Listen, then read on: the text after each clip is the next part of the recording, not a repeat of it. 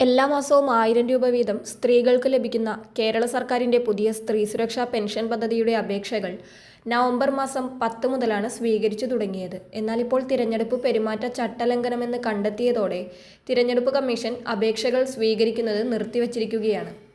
സർക്കാർ പ്രഖ്യാപിച്ച സ്ത്രീ സുരക്ഷാ പദ്ധതിക്കായി അപേക്ഷകൾ സ്വീകരിക്കുന്നത് സംസ്ഥാന തിരഞ്ഞെടുപ്പ് കമ്മീഷന്റെ നിരീക്ഷണ സെല്ലാണ് ഇപ്പോൾ വിലക്കിയിരിക്കുന്നത്.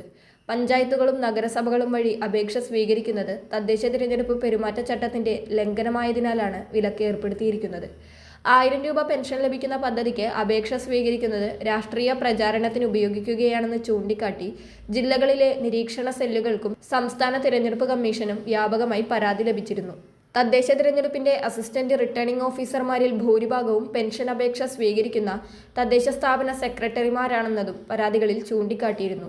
തുടർന്നാണ് തിരഞ്ഞെടുപ്പ് കമ്മീഷന്റെ നിരീക്ഷണ സെൽ വിലക്ക് ഏർപ്പെടുത്തിയത്. തിരഞ്ഞെടുപ്പ് പ്രഖ്യാപിച്ചു കഴിഞ്ഞാൽ ആനുകൂല്യങ്ങൾക്കായി ഗുണഭോക്താക്കളെ തിരഞ്ഞെടുക്കുവാനുള്ള നടപടികൾ പാടില്ല എന്നാണ് തിരഞ്ഞെടുപ്പ് ചട്ടം. അപേക്ഷകൾ സ്വീകരിക്കരുതെന്ന് അതത് ജില്ലകളിലെ നിരീക്ഷണ സെല്ലുകൾ എല്ലാ പഞ്ചായത്ത് നഗരസഭാ സെക്രട്ടറിമാർക്കും നിർദ്ദേശം നൽകിയിട്ടുണ്ട്. കഴിഞ്ഞ ഒക്ടോബർ 29-ന് മുഖ്യമന്ത്രി പിണറായി വിജയൻ വാർത്താസമ്മേളനം വിളിച്ചാണ് സ്ത്രീ സുരക്ഷാ പെൻഷൻ പദ്ധതി പ്രഖ്യാപിച്ചത്.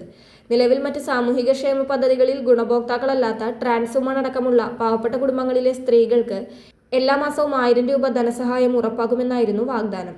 ആദ്യ ഉത്തരവ് നവംബർ 1-ന് ഇറങ്ങിയെങ്കിലും മാർഗരേഖയും മാനദണ്ഡങ്ങളുമായി വിശദ ഉത്തരവ് ഇറങ്ങിയത് തദ്ദേശ തിരഞ്ഞെടുപ്പ് പ്രഖ്യാപിച്ച നവംബർ 10-നായിരുന്നു.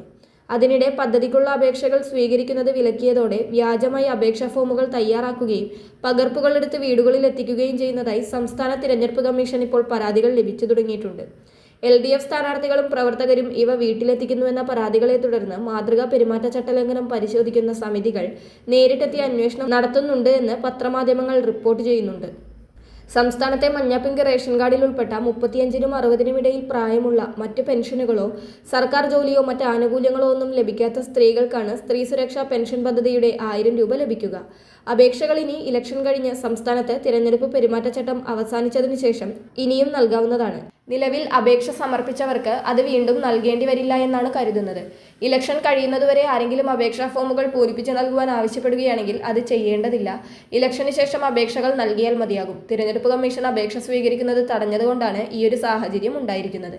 വളരെ പ്രധാനപ്പെട്ട ഇൻഫർമേഷൻ മറ്റുള്ളവരിലേക്ക് കൂടി ഷെയർ ചെയ്യുക. എല്ലാ സർക്കാർ ക്ഷേമ പദ്ധതി അറിയിപ്പുകളുടെയും പുതിയ അപ്ഡേറ്റുകൾക്കായി DCB മീഡിയ സബ്സ്ക്രൈബ് ചെയ്യുക.